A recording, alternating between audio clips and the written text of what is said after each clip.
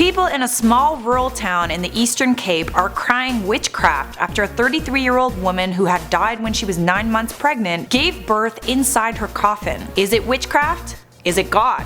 Or is there another explanation? Welcome back to InformOverload, I'm Charlotte Dobre. Don't forget to like and subscribe for all your trending news here on YouTube. The family of Nombaliso Namasanto Madoyi were mourning her passage in a village in South Africa. Nombaliso died suddenly several days ago from breathing problems, and unfortunately she was 9 months pregnant at the time, so her baby did as well. On the eve of her funeral, which was an entire 10 days after she died, funeral workers were taking the body from the mortuary tray to her coffin when they discovered that there was a stillborn baby between her legs. Funeral workers and family members were traumatized by the incident, and locals were accusing the deceased woman of being a witch. According to the funeral parlor owner, staff were so shocked that they didn't even have time to look at the sex of the baby. The owner's been in the business for 20 years and he's never seen anything like this. A spokesperson for the family says that they need to know exactly what happened. I mean, fair enough. Imagine grieving the loss of your loved one and also her unborn child, only to find out that she gave birth after she died. I would be spooked.